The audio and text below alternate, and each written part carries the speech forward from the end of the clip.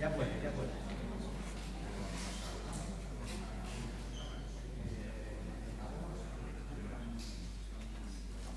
Un aplauso.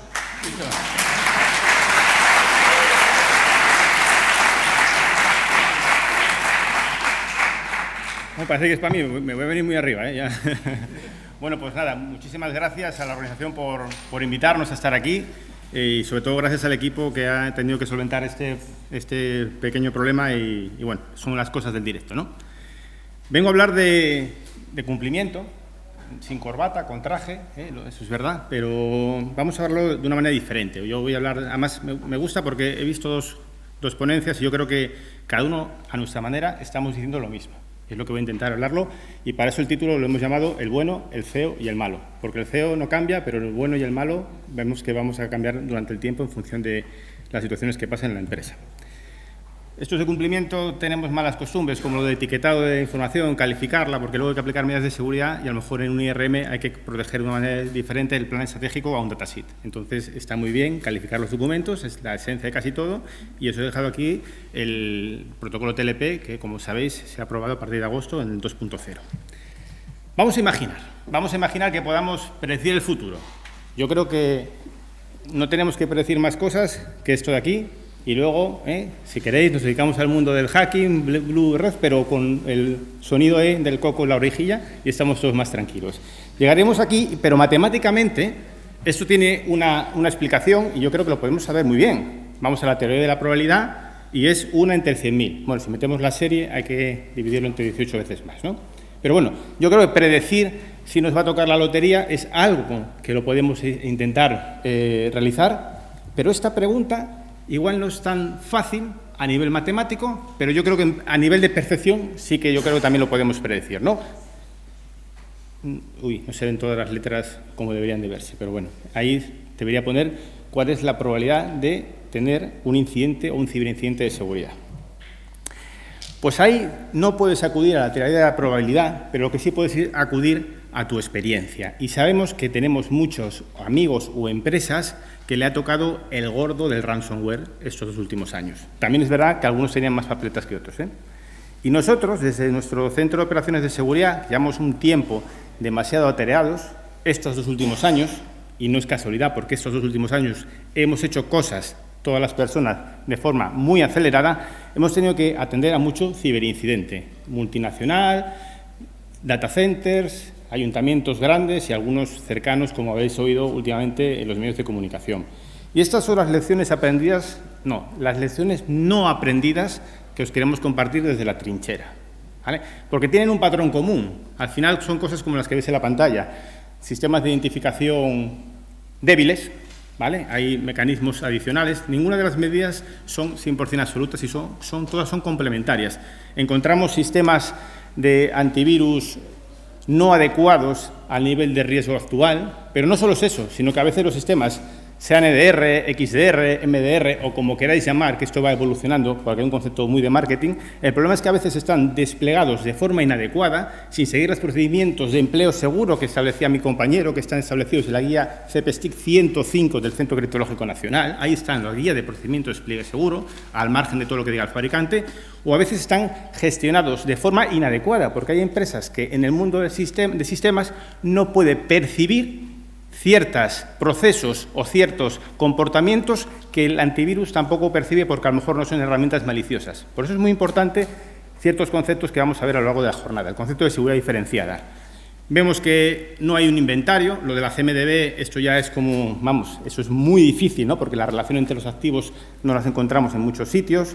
No vemos las redes suficientemente bien segmentadas. Eso es importante porque, como bien decía él, no solo tenemos que prevenirnos en una capa, sino en diferentes capas. La monitorización brilla por su ausencia, nos protegemos de la protección de datos, pero no de la protección del dato. Al final sabemos que es filtran, tenemos que intentar proteger bien el dato, y un montón de cosas que podríamos estar hablando de diferentes soluciones, pero bueno, ahí están en la pantalla. Y luego, a nivel más conceptual, vemos que hay una protección muchas veces basada en el PDF. Tenemos certificaciones de seguridad y creedme que los PDFs no nos van a proteger de un ransomware, ¿vale? O sea, que yo creo que tenemos que pensar eso, pensar en las políticas de sensibilización. A ver, la tecnología y las personas son como el pretérito, son imperfectas. Pero eso tenemos que comprenderlos, asumirlos y gestionarla. La tecnología, por definición, siempre va a tener fallos y las personas siempre van a tener fallos. Hay que hacer buenas políticas de gestión de tecnología, buenas políticas de gestión de personas, ¿vale? No es coger y lanzar ingeniería social y a ver cuántos pican y estas veces fueron 50, con el GoFish 20, no. Van a hacer políticas, estrategia. Por eso, la gente de cumplimiento ayudamos a poner orden adecuado. Pero tenemos que saber de lo que estamos hablando. Eso es muy importante, que esté todo alineado. Baja inversión, hay una baja inversión. Hay gente que dice, bueno, es que no es inversión, es gasto. Bueno, a ver, algo que te compras y en 5 años lo tienes que volver a cambiar, llámalo inversión, llámalo gasto. Pero si me compro un palo alto de 100.000 y me ha dado 5 años, pues me gasto 20.000 al año, ¿vale? O sea, que veas lo que sea. Eso sí, que a lo mejor en administración pública va al capítulo 6 o va a otro capítulo. Pero bueno, hay bajo gasto de inversión y hay un concepto muy importante que no se aplica, que es la seguridad diferenciada. Quien opera y quien supervisa no pueden ser dependientes entre sí. Lo digo para las empresas también de sistemas, que a veces encuentras que hay empresas de sistemas que de repente quieren dar servicios integrales de seguridad. Quizás no sea una buena práctica o enfoque. Y luego, es verdad que aparecen los nuevos players, porque eso de la seguridad está de moda, pero ahora es fácil, aquí llegáis y hay 300 personas. Yo hace 18 años yo voy a eventos que a lo mejor hoy hay 2.500 personas. Esos eventos, hace 15 años, éramos 20 amigos. Ahora, ¿qué pasa? Que esto genera una atracción, una inercia que es positiva, pero genera riesgos, porque la gente se sube al carro. Ahora, cualquiera tiene un SOC, y hay SOCs del siglo XX y del siglo XXII, pero del siglo XXI hay pocos.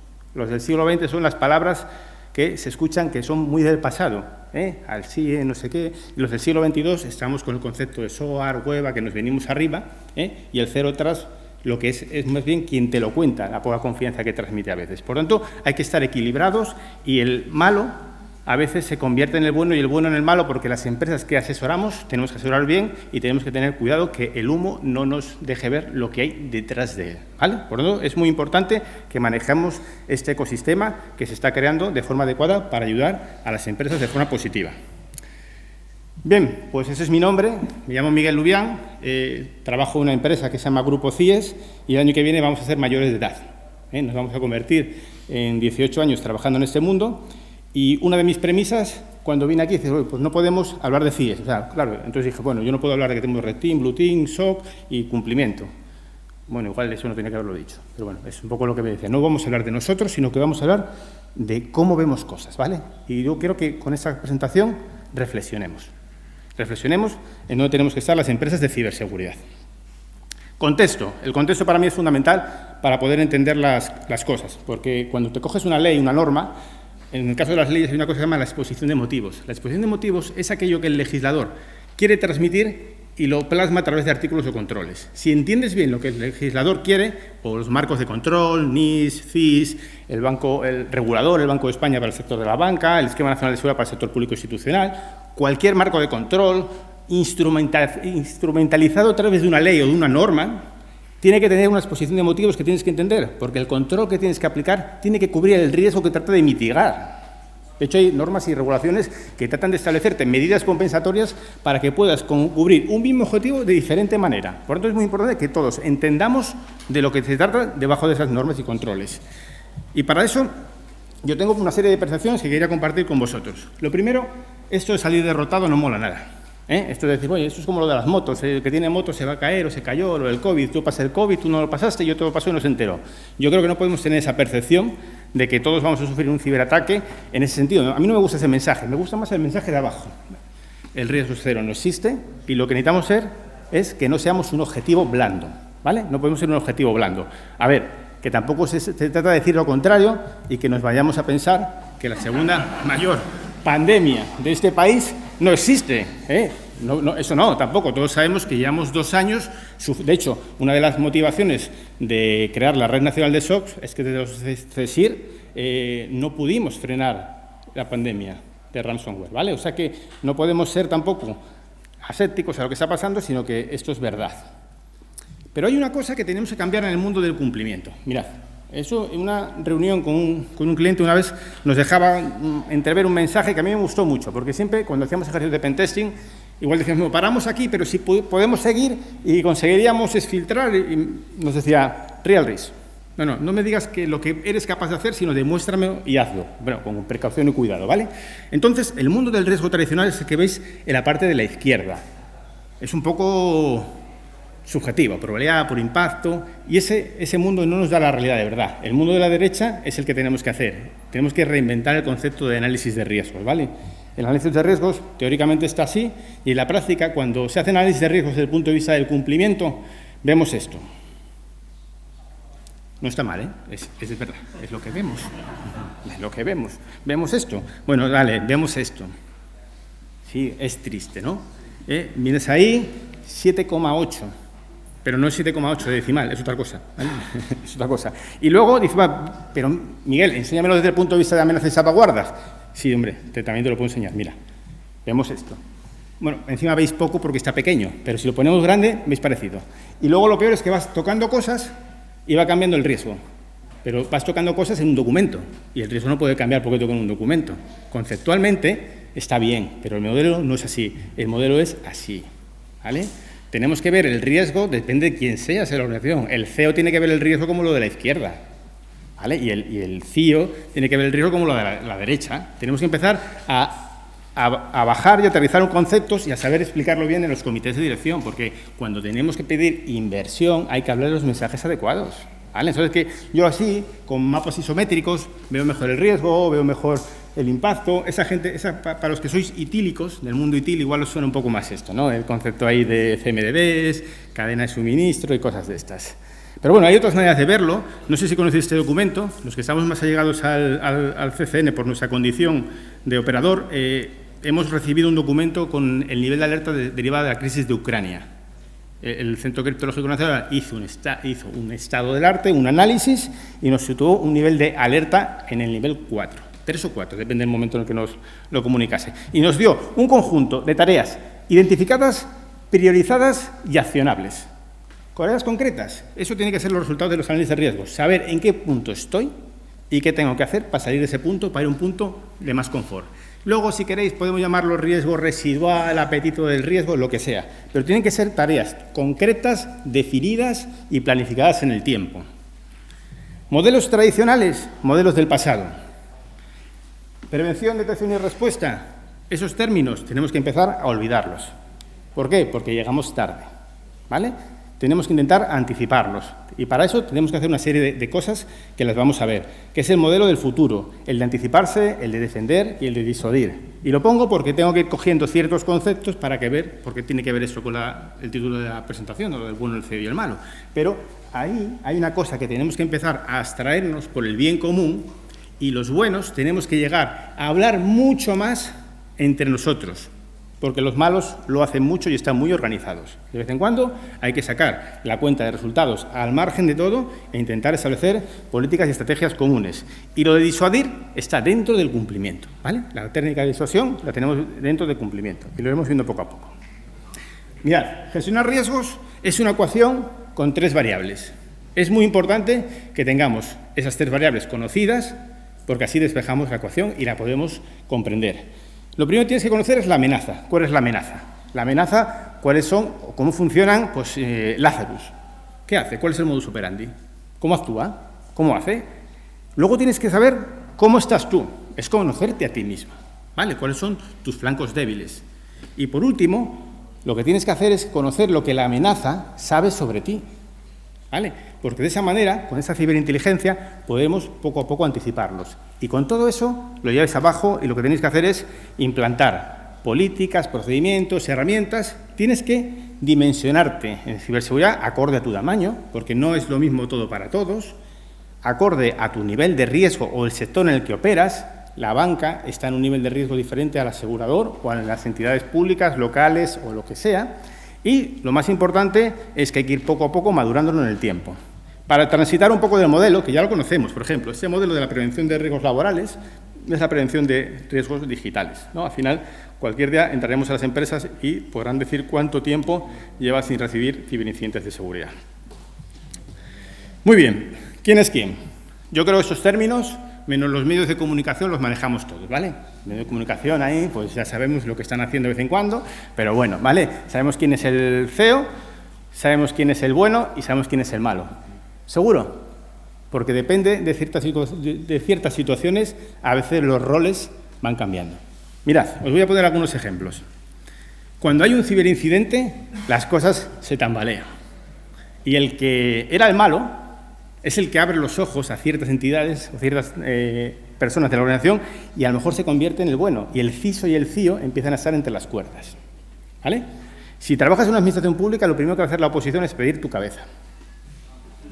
Sí. Y te va a decir, es que no sistemas operativos en Windows 2003. Bueno, pero es que llevas invirtiendo un tiempo en rotundas y en glorietas, que también está bien, ¿vale? Pero es lo que va a pasar. Es que son las reglas del juego y esto de la teoría no sale. Eso sale en el tiempo, cuando uno va a los comités de crisis y ve cómo ruedan las cosas y ruedan las cabezas. Es que ruedan muchas cosas en los comités de crisis cuando pasa esto. Se asume que el riesgo es inherente a la tecnología y la verdad es que los señores de los antivirus tienen suerte porque no los paran y no pasa nada. Está ahí en descargo de responsabilidades los contratos, ¿no? Que al final es que yo puedo coger lo que puedo coger y, sobre todo, a veces nos olvidamos que esto es un delito tipificado en el Código Penal, ¿vale? O sea, que el que entró allí no debería entrar. Las empresas del sector somos los buenos o a veces somos los malos, porque empezamos a intentar utilizar palabras para colar demasiados servicios que a lo mejor no son en el momento adecuado. Las entidades de certificación generan una falsa sensación de seguridad, porque pensamos que una empresa, porque tenga la ISO 27001, 20000, 22301, 27017, 18, 701, estoy para no parar y no dormir, ¿eh? Hay muchas y pensamos que tienen todo eso muy controlado. Y a lo mejor incluso quien lo mira, no mira si en el alcance de la certificación está dentro de los servicios que estás prestando, ¿vale? Nos saltamos los principios de seguridad diferenciada. Empresas que queremos dar todos los servicios, porque es que tenemos gente de todo. Yo te vendo esto, esto y esto y esto. No, perdona. Si operas el sistema no puedes monitorizar, no puedes supervisarlo. Vamos a la página 1 del libro de la seguridad para llevarnos bien, ¿vale? Y luego pensamos que el CEO tiene que pensar en seguridad. El CEO piensa en la cuenta de resultados, ¿vale? Y lo que tienes que venderle o tiene que comprar, como queramos llamar, tiene que tener un retorno de la inversión y lo tiene que entender en su lenguaje, ¿vale? O sea, no está en su ADN la seguridad. Esto hay que meterlo dentro de la empresa como cualquier otra cosa que tiene que comprar y lo tiene que entender. Y luego están las figuras de control, que a veces ellas mismas se convierten en los malos. El delegado o la delegada de protección de datos es el enemigo a batir, pero es que también a veces se lo juega o se lo busca, ¿vale? Eso es importante. El auditor lo confundimos con el inspector. Cuando viene a hacernos una auditoría, pensamos que nos viene a inspeccionar. No, nos viene a auditar una serie de controles con un muestreo aleatorio. Somos mayores de edad todos. Si lo tienes bien, tú sabrás. No te escudes en eso. Trabajamos más veces en el último mes que en los 11 restantes. El concepto de Privacy by Design brilla por su ausencia. Cuando hacemos a veces pentesting, nos llama la semana anterior. Oye, que la semana que viene salimos en producción. ¿Lanzamos el pentesting? ¿Eso que es un checklist de la hoja de ruta? No. Es que a lo mejor lo que sale de ahí hace que no puedas salir, porque no has definido ciertos controles desde el diseño. No tienes funcionalidades de seguridad en los desarrollos, etc. ¿Vale?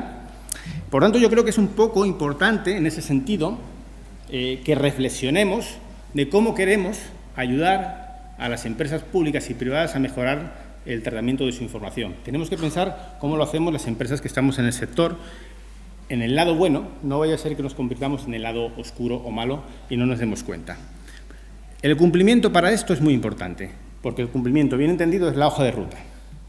Es la hoja de ruta que te guía. No sé si conoces esta carretera en Francia. Esa carretera en Francia llega un momento en el que sube la marea y tú pierdes la visión de dónde tienes que ir, ¿vale? El cumplimiento te deja esta hoja de ruta en los momentos previos y en los momentos malos, ¿no? Los Disaster Recovery Plan. Cuando las cosas, como bien decía mi compañero anterior, puede que se puedan prevenir o puede ser que se puedan materializar y hay que saber salir de ese estado de forma adecuada. ¿Vale? Esa es la versión tradicional de cumplimiento. Os voy a enseñar como 3 o 4 cosas, es nuestro punto de vista, ¿eh? Podéis estar de acuerdo o menos de acuerdo, pero esto es lo que yo a veces creo que veo o a veces me gustaría no ver y veo. Punto 1. La gente de IT te habla del F5 y la gente de cumplimiento piensa que eso está entre el F4 y el F6. La cosa va mal, de ahí nada bueno va a salir, ¿vale? Entonces, el que se dedica a cumplimiento tiene que saber lo que tiene que gestionar, procedimentar, procesar dentro de las organizaciones. Cuando me asomo y le pregunto al delegado o delegada de protección de datos, siempre no. ¿Es que voy a poder establecer un procedimiento biométrico? No, imposible. Biometría no, y lo voy a almacenar en transferencia internacional de datos. No puedes hacerlo. Claro, luego nos llega lo que nos llega, ¿vale? O sea que tenemos que intentar no ser de esa forma, ser constructivo, y luego cuando viene el auditor, esto es la sensación que tenemos todos, ¿vale? Y seguramente que aquí veo gente conocida que sufre auditorías y es a verlas venir, me esquivo, a la derecha, no me lo coge, pero si hacemos todo esto, a lo mejor lo que estamos haciendo es esto, lo que yo llamo cumplimiento, ¿vale? Cumplimiento. No se trata de eso, se trata de hacer las cosas bien y, como bien decía Juan Carlos y Quino, de no reinventar la rueda, porque ya está escrito en estándares internacionales, en normativa. Lo que se trata es de entenderla y aplicarla de forma correcta. Y a los que sois técnicos, que yo también fui técnico hace 20 y pico años, y luego dejas de hacerlo un poco, adquieres otro rol. Y todos nos tenemos que engranar. Es lo que yo llamo los ingenieros en derecho. Tenemos que regular bien la tecnología, pero para regular bien la tecnología tenemos que entender la tecnología, porque a lo mejor no lo hacemos bien, y tenemos que gestionarla, procesarla. Todo eso es un conjunto, y para eso hay que intervenir diferentes personas con diferentes roles, ¿vale? Pregunta que muchas veces nos hacen la gente de cumplimiento. ¿Me puedes certificar la seguridad de esta aplicación? Y yo le digo, bueno, yo aquí lo único que podemos certificar es la inseguridad. ¿Qué pasa? Es verdad, ¿no? Yo te puedo decir que esa aplicación no es segura. Lo que podemos jugar es a la reducción al absurdo, ¿no? Es decir, si yo no soy capaz de certificar la inseguridad, pues puedes desprender la seguridad que tiene la aplicación. Bueno, son conceptos diferentes, pero la visión tradicional es lo que veis a la izquierda. Empezamos o con las sábanas de checklist de control, concepto muy jurídico de descargo de responsabilidades. Sí, yo lo tengo, y a lo mejor estás apoyándote en una certificación que regula los procesos de cómo funciona la gente en tu casa y tus consultores están dando servicios en casa de tu cliente. Si no aplica lo mismo, o sea, dices que sí, no vale para nada. O te apoyas en certificaciones que no están asegurando los procesos que te vinculan a la prestación del servicio que estás prestando. Ese es el modelo que tenemos en cumplimiento. Ese es el momento que ese modelo no puede seguir así, ¿vale? Tiene que cambiar. Bueno, para la parte de certificación de producto, aquellos que no lo conocéis, y es importante conocerlo, por eso es importante la gente de cumplimiento, todas las empresas que prestáis servicio a las administraciones públicas y con soluciones de seguridad tienen que estar recogidas en el catálogo CPSTIC 105. ¿Vale? Es importante. O sea, que si tenemos un SOC y el SIE no está en el 105, algo mal estamos haciendo. No vamos a poder monitorizar la administración pública, por ejemplo. ¿Vale? O sea, que es importante que sepamos que ahí están los productos que están aptos para tratar materia clasificada, que es aquella que está sujeto a la ley de secretos oficiales, y tienes que tener, bueno, certificaciones habilitadas del personal, y luego que los productos y servicios estén cualificados, aquellos que manejan información sensible pero no están sujetos a la ley de secretos oficiales, ¿vale? Es importante. Ese catálogo tiene que ser la hoja de ruta de cualquier empresa de ciberseguridad. No se pueden prestar servicios que no están en ese catálogo, bueno, sin perjuicio de lo dispuesto en los artículos 16 y 19 de una cierta concurrencia a la hora de elegir a los proveedores o a los servicios. Vale, bien. ¿Y cuál es la visión del cumplimiento que me gustaría transmitir? Pues yo creo que la siguiente. La evolución del cumplimiento es la misma evolución del cumplimiento, es la misma evolución que han seguido los sistemas de antivirus. ¿Os acordáis de los primeros antivirus? El rollo EPP, antivirus basados en firmas. Los cumplimientos estamos basados en firmas. No puede ser, no puede ser. El antivirus ha evolucionado un concepto comportamental, de comportamiento. Pues es lo mismo, el cumplimiento tiene que evolucionar a un cumplimiento comportamental, de cómo se comporta tu organización. Llámalo si quieres cumplimiento de R o XDR, me da igual. Pero tú tienes que coger la telemetría de tu organización, que es personas, procesos y tecnología, y ver cómo se comporta. Y si se comporta de forma adecuada, cumplirá. Porque si no, lo que estamos haciendo es checklist, sábanas, que no vale para nada, ¿vale? Eso es muy importante y tenemos que verlo así. ¿Aquellos que os gusta Gartner? Pues venga, lo vemos en Gartner, que mola más. Siempre estamos en el riesgo en cadena de suministro. Siempre lo hablamos, ¿no? Y es lo que decía también tu compañero. A veces es mejor entrar por un sitio que cuesta menos esfuerzo. Esto también va de rentabilizar el tiempo, que los malos también saben matemáticas. Y dice, a mí me cuesta menos trabajo hacerlo por aquí que hacerlo por allí. Por eso lo de tus flancos débiles, no ser un flanco débil, no ser un flanco fácil. Y eso es lo que hacemos a la izquierda. Estamos ahí todavía, Estamos ahí. Estamos con los cuestionarios, colaboración, documentación. Hay evolución en el cumplimiento. Por ejemplo, se habla más de la parte de la derecha, ¿no? De agencias de calificación, como las lavadoras. Eres A Plus, y podemos tener una serie de elementos mínimos para que tú no puedas trabajar aquí si no tienes la etiqueta A, en seguridad, en lo que sea, ¿vale? O sea que son cosas que van evolucionando en ese sentido. Y bueno, Voy a ir acabando y voy a intentar dejar ahí unos mensajes fuerza. 4 más 1. 4 cosas más una que quería compartir y reforzar al final de esta pequeña charla. Primero, no podemos transmitir desde el sector privado a nuestros clientes el miedo para generar inversiones en seguridad. Es un error de libro. Tenemos que crear la necesidad, luego convertirla en una necesidad buena para que quien la tiene que escuchar invierta o gaste o como queramos denominarlo. Es muy importante hacerlo de esa forma. No podemos reinventar la rueda. Para eso están los marcos, los estándares y todas las normativas. Lo que pasa es que tenemos que entenderlas e interpretarlas bien y unir cabezas. En las casas hay que unir cabezas, la gente de gestión con la parte técnica. Las ruedas no son todas buenas. A veces cuando se juntan dos se venden motos. Pero bueno, cuando una rueda gira y me compro mis neumáticos de invierno en Asturias y estoy por encima de 9 grados, igual no estás haciendo una buena inversión en neumáticos, ¿vale? No vives en Huesca o en Soria. Muy importante y un error, yo creo que de libro. Y por eso lo importante también a veces de tener entidades independientes como las oficinas de ciberseguridad que se encargan de asesorar y no de implementar seguridad. Quien tiene un martillo solo ve clavos. Yo tengo un agreement fuerte con Forescout y cada vez que voy allí que quieres un control de accesorios, no, Forescout. Forescout. ¿Por qué? Tengo un agreement, tengo un rappel al final, pero si tienes todo Forti, a lo mejor es Fortinac. Entonces, es muy importante tener ese concepto diferenciado, el asesoramiento, la implementación y la supervisión, ¿vale? Porque si no, a lo mejor intentamos hacer las cosas mal. Y por otro lado, la ley de Pareto funciona muy bien. A veces con el 20% de la inversión cubres el 80% del riesgo. Luego del 80 al 100 es un infierno. Pero tenemos que saber en qué momento tiene que ir cada solución y para quién. No todo el mundo tiene que tener un SOC. Que sí, que hace una convocatoria, que la gente no monitoriza. Bueno, pero es que a lo mejor no todo el mundo tiene que tener un SOC. Tienen que tener quien lo necesite y, lo más importante, cuando se necesite, porque igual hay otras cosas primero. ¿Y quién establece el primero y el después? El orden. ¿Y dónde está el orden? En el cumplimiento. En el cumplimiento, bien entendido. Esto es importante que no suceda. No sabías de poner esta foto o la de Joseba de Carglass, que te doy 150 horas de threat hunting. ¿Vale? Es lo que pasa, Últimamente encuentras un modelo de marketing brutal. A ver, tranquilidad, los conceptos estos, machine learning. A ver, yo hace 25 años trabajaba en la Universidad de Oviedo y a veces trataba más información y hacíamos cosas de inteligencia artificial para predecir otras cosas de los datos que tratamos ahora y no llamábamos Big Data. A cualquier cosa llamas Big Data, Machine Learning, Weba, SOAR. Hay mucho concepto de marketing y demasiado humo. Hay que intentar que todas esas cosas se equilibren en el tiempo. Y bueno, yo para acabar, una cosa más, que es un mensaje yo creo que para las empresas del sector que tenemos que a veces aislarlos.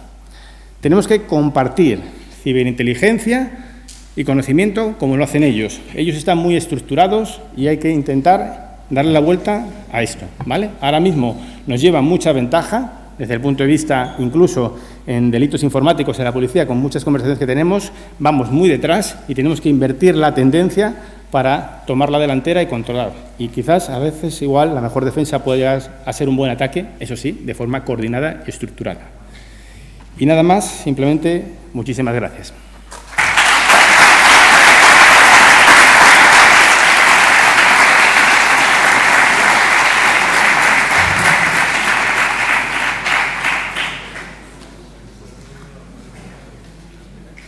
Bueno, muchas gracias. Sí, bueno, si alguien tiene alguna pregunta rápida, que vamos justo de tiempo, problemas técnicos.